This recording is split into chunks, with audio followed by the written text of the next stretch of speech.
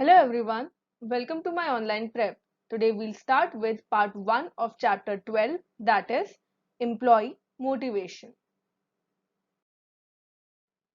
In this session, we'll be learning about the importance of employee motivation, the different types of motivation, important motivational theories, and employee attitude development. So let us start with first understanding what is motivation. We all need motivation in our life. For example, when you're hungry, you have the motivation to cook, or you're studying for this exam and the motivation is a promotion or even a higher pay scale. So, similarly, any action or task needs certain motivation. We can say it is the psychological feature that arouses an organism to action towards a desired goal. Simply waking up in the morning, you need to have a goal, you need to have motivation to do so. It is the reason for the action and one that gives purpose and direction to behavior. We put continued efforts in any task because of the motivation. So it is one of the most important factors, that is the drive. Drive, motivation, zest, determination. It brings a kind of excitement that leads one to persevere to reach greater heights. It can be either personal or professional. For example, one wants to achieve a good family, a home, or professional, certain promotions. So these factors that are going to motivate a person, it differs from one individual to another. It can be external as well as internal, these drives that are going to move a person. Now, if we see from the manager's point of view, then the objective is to motivate people so that they behave in ways that are in the best interest of the organization. It is one of the manager's primary tasks so that they can motivate the people in the organization to perform at high levels. Now, if we talk about the traditional views or the earlier views on human motivation, these were motivated by the hedonism. It means the idea that people seek pleasure and comfort and try to avoid pain and discomfort. It is related to if we achieve a task, a goal, we will have pleasure and comfort, and if we are not able to achieve that goal, we'll have pain and discomfort. This was a very basic idea that was followed in the earlier times. Now the features and the types of motivation and the theories, these have changed over the years. We will see them in the following slides. First, we have the types of motivation in which there is intrinsic motivation, intrinsic or something that is internal or connected to the task itself. So intrinsic motivation comes from rewards that are inherent to the task or activity itself. For example, the enjoyment of a puzzle or the love of playing. Individual has this intrinsic motivation. They like to play music, they like a particular sport, they like to dance. So this form of motivation has been studied by the social and educational psychologists since the early 1970s. So it has been there for a long time. Research has found that it is usually associated with high educational achievement and enjoyment by the students who are likely to be intrinsically motivated. In educational achievement, students, they like to study. So they will be motivated if they attribute their educational results to the internal factors, that is the amount of effort they can put in. Second, they believe that they can be effective agents in the reaching of desired goals, that is the results are not determined by luck, and are interested in mastering a topic rather than just rote learning to achieve good grades. So we are talking about students in the educational background. They are motivated because they feel they want to have some educational results that are based on their own actions, not by luck, and they're actually interested in mastering a topic. They do not just want to mug up. So this is the intrinsic motivation. Another type of motivation that is external to the individual is extrinsic motivation. It comes from factors outside of the performer. For example, money. We take up a job for money. These are some of the most common examples, such as coercion and threat of punishment. For example, in sports, if the crowd is cheering the performer, it can lead to higher performance, it will motivate them. Trophies, even competition are good examples because it encourages the performer to win and beat others, not just to enjoy the intrinsic rewards that they like the particular sport, but rather the trophies or beating others. These are the external or extrinsic motivational factors. However, social psychological research has indicated that extrinsic rewards can lead to over justification and subsequent reduction in intrinsic motivation. That is, for just the extrinsic rewards, the individual might reduce the intrinsic motivation and they are performing just to win the particular game. For example, children expected to be and were rewarded with a ribbon and a gold star for drawing pictures. They spent less time playing with the drawing material as compared to the children who were assigned to an unexpected reward condition and to children who received no extrinsic reward. So it was observed that children who already knew that a reward would be given to them, they put in less efforts. Herein, drives and desires can be described as a deficiency or need that activates the behavior which is aimed at a goal.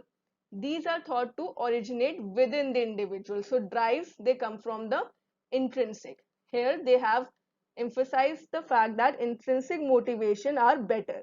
Basic drives like hunger, it will motivate the person to seek food, while desire for praise and approval will make the person to behave in a manner that is pleasing to others.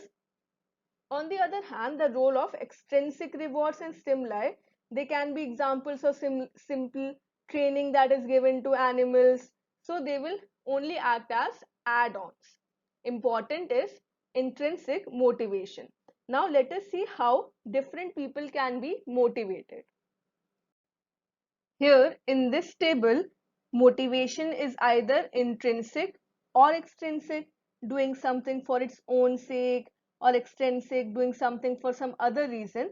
A more detailed categorization is given. Under intrinsic, we have expressive and achievement, while extrinsic factors are social and instrumental. We have the characteristics, strengths, and weaknesses. Characteristics of intrinsic motivation: under expressive, we have interest for its own sake, satisfaction that is derived directly from understanding or skill. So expressive, the individual wants, they themselves have interest in that activity. Achievement is the desire to succeed, that is, they want to master something important. Whereas under extrinsic motivation, social is either to gain social acceptance, pleasing a teacher, or being one of the crowd, being a part of the community. This is social. Instrumental, in order to gain a tangible reward or avoid a negative consequence. So these are the differences between extrinsic and intrinsic motivation. Under these strengths, intrinsic motivation, for expressive, there is higher enthusiasm and commitment. Achievement, commitment is there. If we are committed to a task, only then we would be able to gain mastery or expertise. Social, strengths are cooperation if class oriented, and for instrumental, achievement rests on the strict criteria of relevance. If we win, then we will get the reward. Weaknesses, for expressive, the people may get carried away. They do not know whether continuing a particular task is actually practical or not. For achievement, what the learning represents to the student may not be the same as what it represents to you. Same importance is not given to the task. Social may concentrate on the appearance of the achievement to the detriment of deep learning. Social aspirations may change from time to time. Then aspirations may be met in other ways. This may lead to higher anxiety. So these are the differences. Accordingly, people can choose their own factors, what is going to motivate them towards their achievement of goals. So in any organization or work setting, employee motivation is very important. It is how well the managers are going to motivate their employees or their subordinates towards giving higher performance, towards giving their 100% efforts. So it is important because it creates a positive atmosphere in the organization. It nurtures happy and productive employees. It also ensures clients are happy, achieves better results, and requires less supervision. Later in this chapter, we'll be studying how the managers can motivate their employees. Next, we will see some important theories of motivation, under which first we have the incentive theory of motivation. Herein, a reward, it can be tangible or an actual reward, or intangible, something like a praise, which is given after the occurrence of an action or the behavior with the intent to cause the behavior to occur again. For example, if the student completes their homework every day, then the teacher may reward the student with praise in front of the whole class or a reward. So this is done by association of positive meaning to the behavior. Giving a reward to a particular behavior will lead to repetition of the behavior. Studies have shown that if the person receives the reward immediately, the effect would be greater and it decreases as the duration lengthens. For example, if the student gets the reward immediately, he gets rewarded in the class, then it would lead to greater motivation. On the other hand, if the reward is received by the student after the end of the class or end of the session, it might lead to decreasing of the motivation. So repetitive action reward combination can cause the action to become a habit as well. Now motivation comes from two sources, inner self and other people, which are termed as the intrinsic motivation or extrinsic motivation. Applying proper motivational techniques can be much harder than it actually seems. We need to understand. For example, if the manager they see that their subordinates they work better when given extrinsic motivation, they would use those factors more. But they need to make sure to develop intrinsic motivation factors as well because these are the long-term motivating factors. Another very important theory is the Maslow's hierarchy of needs. You would have studied this theory in the other papers as well. Abraham H. Maslow was a humanistic psychologist who rejected the prevalent exploring psychology either from experimentation with animals that comes under behaviorism or from the experience of the mixed up people. Now, herein he concentrated on the human potential for self-actualization. His theory or his hierarchy of needs is shown in a pyramid. Herein, the lower level needs, when we complete or achieve these needs, we move towards the higher level needs. The lower level needs are the physiological needs such as food, water, warmth, and rest. These are the basic needs. Then, after we have these physiological needs, we want safety needs, security, and safety. We want the government to make policies for us. Then, we want belongingness and love needs. We want families and friends that we can share our emotions and experiences with. These are the psychological needs. Then esteem needs. Esteem means the self worth, how worthy we think of ourselves, prestige and feeling of accomplishment.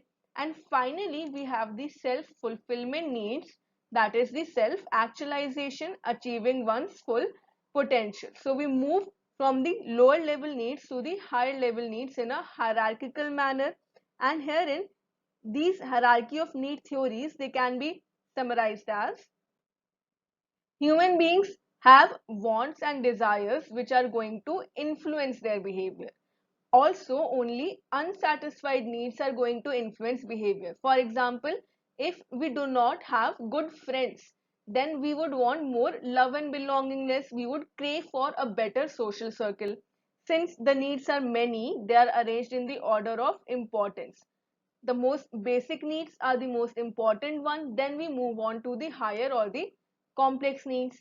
The person advances to the next level only after the lower level. Now this is very important.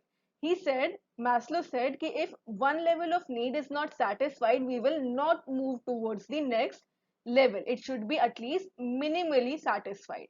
Then the further the progress up of the hierarchy, the more individuality, humanness and psychological health a person will achieve. And then the first two needs, that are the physiological and safety. These are the lower order needs, and they are satisfied by the external means, that is food, health, and the above three needs, that are the social, self-esteem and self-actualization. These are the higher order needs, and these need to be satisfied internally. These are the intrinsic factors. So here the essence of hierarchy is in the notion of prepotency. This term means that you are not going to be motivated by any higher level needs until your lower level ones have been satisfied. So individuals who are stuck on the lower level needs, they need to move on. They have to put more effort so that they can move to the higher level needs. And Maslow said that in general, all individuals will move in this hierarchical pattern only. A slightly different theory was given by Frederick Herzberg. His theory is known as the two-factor theory. He stated that either the intrinsic or extrinsic motivational factors are there. These are the factors in a workplace that if they are present, they will lead to job satisfaction, and if absent, will lead to dissatisfaction. Let us try to understand this. He distinguished between two factors. There are the motivation factors, and then there are the hygiene factors. Motivation factors which are present will give positive satisfaction, challenging work, recognition, responsibility, and hygiene factors are those that are not going to directly give positive satisfaction. But if they are not present, if they are absent, they will result in demotivation, such as status, job security, salary, and the fringe benefits. So these two factors were given by Herzberg. The name here, hygiene factors, is used because, like hygiene, the presence will not make us healthier, but if there is absence of hygiene, it can cause health deterioration. Similarly, the motivational factors herein are the intrinsic factors. These are the intrinsic factors, and the hygiene factors are the extrinsic motivational factors. So herein he stated that according to the theory, extrinsic factors are less to contribute to the employee's motivation needs. These factors, if they are present, they are just going to prevent any dissatisfaction. And extrinsic factors are thus also known as the job context factors. Only if they are absent, it will lead to demotivation. More important factors are the intrinsic factors. It directly contribute to the employee's level of job satisfaction. If these intrinsic factors, these are known as the job content factors, that aim to provide employees meaningful work that is able to intrinsically satisfy them. So these are going to directly satisfy the employee, the intrinsic factors or the motivation, and the extrinsic or hygiene factors. This will, if absent, lead to dissatisfaction. Another thing that you need to remember is that this theory is also called the motivator hygiene theory or the dual structure theory. So if the name is changed in the exam, you need to understand it is the same theory. So now how this theory is different from the Maslow's theory. This theory argued that meeting the lower level needs of individuals would not motivate them to exert effort, but only prevent them from being satisfied. That is, in order to motivate the employees, higher level needs must be fulfilled. These are the intrinsic or motivation factors. Giving only higher salary or a working condition, this is not going to motivate the employee. Only intrinsic factors like responsibility, this is going to give higher job satisfaction. So the implication for the organization to use this theory is that meeting the employees' extrinsic or hygiene factors will only prevent the employees from being actively dissatisfied. It will not motivate them towards additional effort. To motivate the employees, organization should focus on fulfilling the intrinsic or motivation factors. Also, this theory stated another important point is that these factors are interdependent to each other. Intrinsic and extrinsic factors are interdependent. That is, presence of extrinsic factors will only eliminate the employee's work dissatisfaction. It will not provide job satisfaction. And if even if there is sufficient supply of intrinsic factors, inner growth is there, but absence of extrinsic factors will lead to dissatisfaction. So there should be a balance of both of these factors, motivation as well as hygiene factors. Another important theory is given by Clayton Adler, that is known as the ERG theory. He expanded the Maslow's hierarchy of needs and gave the ERG, that stands for existence, relatedness and growth. Now in the Maslow's need, the basic needs that were the physiological and safety needs, these come under the existence part. Then we have the self-esteem needs and love and belongingness. They come under the second or the related part. And third, self-actualization, they come under the growth. So ERG theory states that it is different from the theory of Maslow. More than one need may be operative at the same time. Individual may be working on their job to have self-esteem, as well as they'll be working on love and belongingness needs. If the gratification of a higher level need is stifled, the desire to satisfy a lower level need increases. For example, if they're not able to achieve the highest growth, they might work more extensively on gaining more money or a higher job position. So there's not a rigid hierarchy where a lower level need must be substantially gratified before one can move on to the higher order needs. A hierarchy is not necessary as was in the Maslow's theory. Also, when a higher order need or level is frustrated, the individual's desire to increase a lower level needs take place. Again, another example could be if we are not able to have a good promotion, then we might turn to our family or friends for help or certain level of motivation. Then we have the self-determination theory. It was developed by Edward Deci and Richard Ryan. It focuses on the importance of intrinsic motivation in driving the human behavior. So here, the most important factor is the intrinsic or self-determination, something that is internal to the individual. Like Maslow's hierarchical theory and others, this theory posits a natural tendency towards growth and development, but now it does not include any sort of autopilot for achievement. It requires active encouragement from the environment. It does not follow the factor like in the Maslow's theory, if one need is satisfied, we will move on to the other need. This is not an autopilot. There has to be active encouragement from the environment. Only then we will move on to growth and development. The primary factors that encourage motivation and development are having autonomy, competence, feedback, and relatedness. These are the factors that are going to encourage the individual towards more growth and development in lives. Next, we have the Douglas McGregor's Theory X and Theory Y. Questions from this topic or this theory are most frequent and actually most probable. So, under this theory that was published in 1957 in the book Human Side of Enterprise, this theory was presented. These two theories clearly distinguish the traditional autocratic assumptions about the nature of people that comes under the theory X from the more behaviorally based assumptions. So theory X and theory Y.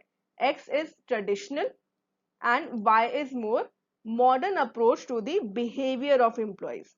The usefulness of these theories are the convincing arguments that most management actions they flow directly from whatever theory of human behavior the managers hold. If they feel that autocratic assumptions are going to improve the working of the employees, they'll be following the theory X assumptions, which are the average human being is inherently lazy by nature. They will avoid the task as much as possible. They do not like to work. They avoid accepting responsibilities and want to be directed by some other person. They are self-centered and indifferent to the organizational needs, less ambition, dislikes responsibility, not very intelligent and creative, and resist to change of any type. So theory X feels that the employee is not self-motivated. They have to be led by the leaders or the managers. Under the theory X, the approach that the management takes is autocratic. That is, management style requires a close, firm supervision. There are clearly specified tasks and a threat of punishment or the promise of greater pay. So these are the extrinsic factors. Then a manager working under these assumptions will employ the autocratic controls that can lead to mistrust and resentment. McGregor, he stated that this autocratic control, which is also known as carrot and stick, that is positive and negative reinforcement, they can have short-term goals, but they will not work when the need of the people are predominantly social and egoistic. Ultimately, the assumption that the manager's objective is to persuade people to be docile, to do what they are told in exchange for reward, it is presented as flawed. It is seen that this theory does not work in today's situations. Today's dynamic situation requires more behavioral or understanding approach by the management that is given under the theory Y. Theory Y assumes that work is a natural thing. That is, if a favorable environment is provided, individuals will be themselves or intrinsically motivated towards performing their jobs. Average man is not really against doing works. They are not lazy as was stated in the theory X. So herein, work itself acts as a source of satisfaction or punishment. People can be self-directed and creative at work.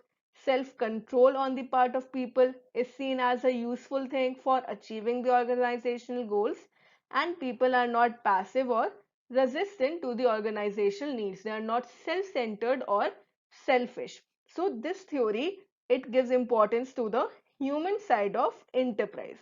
McGregor recognized that theory Y states that managers should abandon the limiting assumptions of theory X and consider using the techniques that are suggested by theory Y. They should provide motivation to the employees that are intrinsically motivated towards working in the organization. Then, under the cognitive theories, we have Edwin Locke's goal setting theory. Goal setting or deciding priorities for an individual. It is based on the notion that individuals sometimes have a drive to reach a clearly defined end state. They themselves know what they want to achieve in the next 4 or 5 years, where they want to see themselves. Often, this end is a reward in itself. For example, if we want to qualify an exam, so that would be the end. If we are qualifying that exam, we are getting a position, that would be the reward for us. A goal's efficiency is affected by three features: proximity, that is ability to reach; difficulty, how much efforts we have to put in; and specificity, exactly what the goal means to us. So these factors. Herein, very important factor is feedback. An ideal goal should present a situation where the time between the initiation of the behavior and the end state is close. Short-term goals. These are going to be better motivating factors for the individuals. This explains why some children are motivated to learn how to ride a bike than actually mastering maths or, for example, let's say algebra. So a goal should be moderate. It should not be too hard or too easy to complete. In both the cases, most people are not optimally motivated. They want a challenge. That is, there is some kind of insecurity that is going to challenge them. So at the same time, people also want to feel that there is substantial probability that they will succeed. So specificity concerns the description of the goal in their class. It should be objectively defined and intelligible for the individual. So a balanced goal. A goal, it can be of poorly specified nature as well, to get, for example, highest possible marks. Herein, marks are not specified, but children have no idea as to how much marks they have to earn. So until and unless a goal is not specified properly, it cannot be achieved. So specificity is very important. Another important but less talked about motivation is unconscious motivation. that are the hidden or unknown desires that are actually the real reasons for things that people do. For example, having a compulsive smoking habit. Real reason could be trauma or stress, but the individual might state outwardly that they like to smoke. So, stated motives, they do not always match those that are inferred by the skilled observers. Skilled observers are the psychotherapists, psychoanalysts, or psychologists in general. They point out that some behavior is so automatic that the reasons for it are not available in the individual's conscious mind. Herein, some defense mechanisms such as rationalization, explaining away, these are used. For example, you would have heard about the term procrastination. It means delaying an effort. One individual might procrastinate an activity if they do not actually want to perform that. Another is projecting or attributing one's faults to others. I feel I am to blame becomes it is her fault, she is selfish. So the unconscious motives, they add to the hazards of interpreting human behavior, and to the extent that they are present complicate the life of the administrator. So unconscious motivation are more difficult to comprehend for the manager. Now, we have been talking about intrinsic motivation, something that is internal to the individual, internally rewarding. This concept, it contrasts with the external motivation. So, there have been conducted studies involving more than 6,000 people. The study was conducted by Professor Stephen Race. He has proposed a theory that finds 16 basic desires that guide nearly all human behaviors. These 16 desires that are stated in the table, these are the intrinsic motivational factors. These are acceptance, that is the need of approval from others, curiosity, the need to think, eating, the need for food, family, physical activity, and so on. So these are the 16 basic desires. If you yourself relate to it, you will find that these factors are actually true. So in this model, people differ in these basic desires. For some individual, acceptance desire would be higher. For other, power, the need to influence of will would be higher. Status, for social standing or importance, would be higher. People may also be motivated by the non-basic desires as well. But in this case, this does not relate to deep motivation. So we can assume that given the motivation level in the person, there's a certain amount or degree of satisfaction that is in the individual at any given time. Greater the expected level of reward, greater or more will be the intensive for the search so that the intrinsic motivational factors can be achieved. Next is Vroom's expectancy theory. He states that the strength of a tendency to act in a certain way depends on the strength of the expectation. If we expect that the act will be followed by a given outcome, or higher the attractiveness of that outcome to the individual, then higher will be tendency to perform a task. For example, the expectancy theory says that employee is motivated to exert more efforts if they believe that these efforts would lead to a good performance appraisal. Appraisal would lead to rewards like bonus or a promotion, and these rewards will satisfy the employee's personal goals. So these are the three levels that are stated in the relationships. First is the effort performance relationship, probability that exerting a given amount of effort will lead to performance. This is the first point that will lead to appraisal. Then performance reward relationship, degree to which performing a particular level of task will lead to attainment of the desired outcome, for example, bonus. And third is rewards personal goal relationship.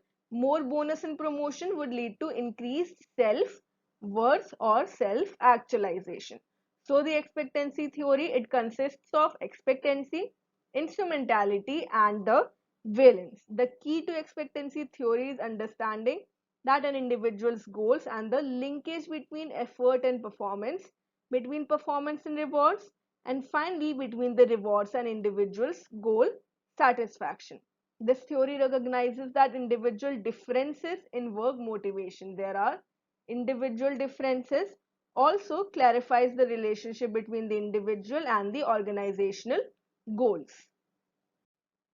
And the last theory that we are going to study is the Pygmalion effort.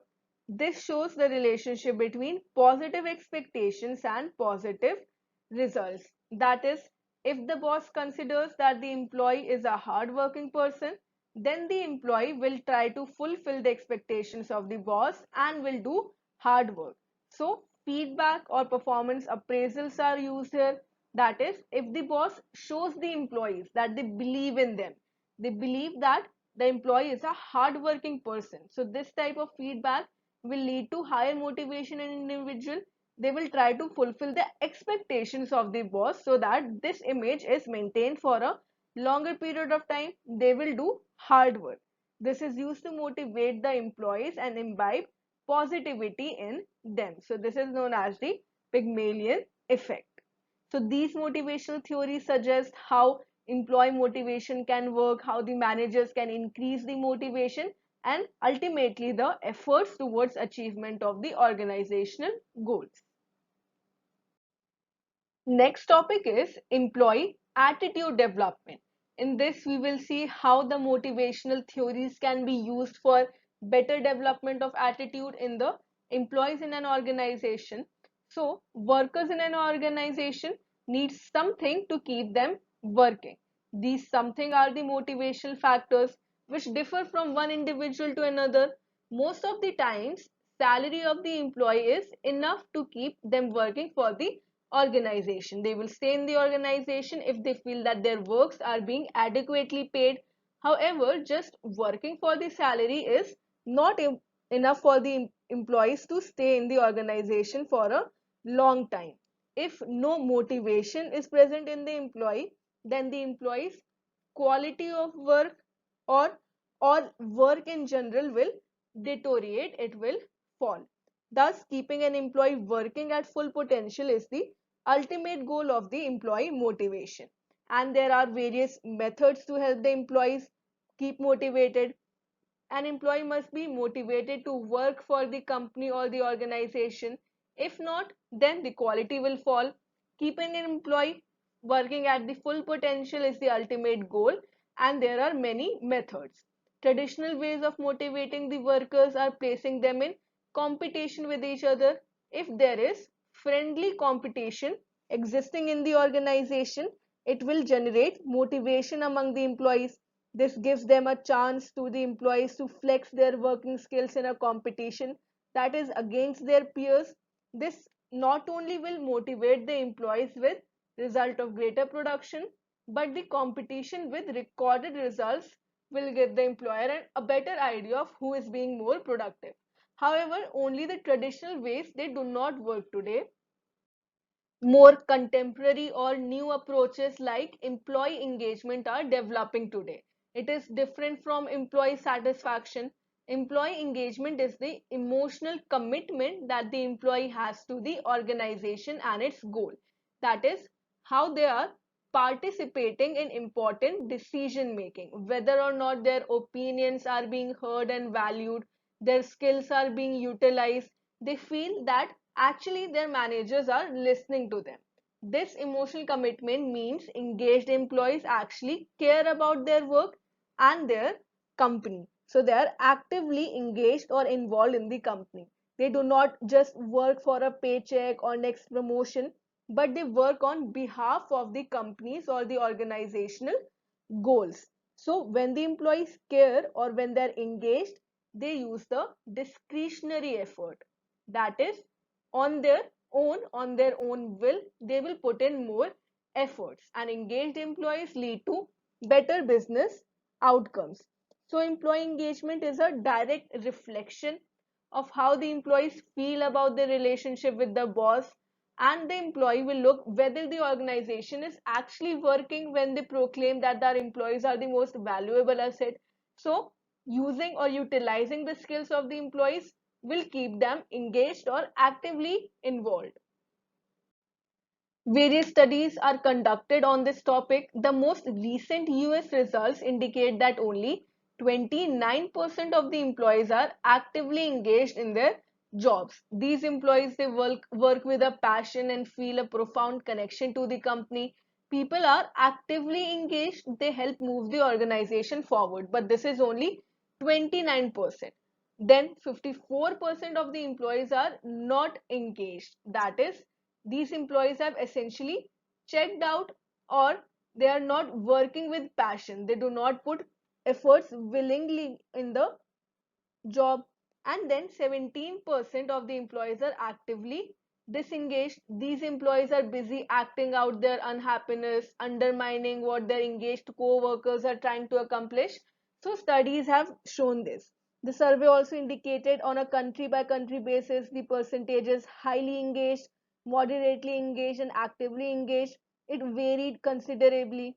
Now, in the reports, the authors interpreted these and other findings. They indicated that employee engagement has relatively little to do with the macroeconomic conditions. These are not related to the economic conditions of the nation. Instead, it is a unique element of the work experience that are most likely to influence the engagement. So, in today's terms, employee engagement plays a higher role when we are talking about developing or improving the employee attitude in the organization. The question is, how can the leaders today actively engage their employees? For this, various studies have stated that there are 10 C's of employee engagement. First, connect. Leaders must show that they value employees. Conducting discussions and meetings, this will lead to better connections. Careers, leaders should provide challenging and meaningful work opportunities so that career advancements can be achieved. Clarity, leaders must communicate a clear vision, a particular decision that has to be taken. Convey, they should clarify their expectations about the employees and provide feedback of their functioning in the organization. Congratulation is very important. Leaders must convey their feedback on the good work that is done by their subordinates by way of congratulatory messages. Employees, if they receive immediate feedback, this can lead to better performance. Sixth is contribute. People want to know that their input matters and that they are contributing to the organization's success in a meaningful way. Seventh is control. Employees value control over the flow and pace of their jobs, and leaders can create opportunities so that employees, they can use this control. Eighth is collaborate. It has been seen, studies show that employees, when they work in teams and have the trust and cooperation of the team members, they can outperform the individuals who are working independently or in isolation. So, great leaders are team builders. They create an environment that fosters trust and collaboration. Ninth is credibility. Leaders should strive to maintain a company's reputation and demonstrate high ethical standards. And finally, 10th is confidence. Good leaders help create confidence in the company. They are the exemplars of high ethical and performance standards. So these factors can be used to increase employee engagement. They will have a positive impact on the employee attitude development so that they provide their 100% efforts towards the accomplishment of the organization's goals.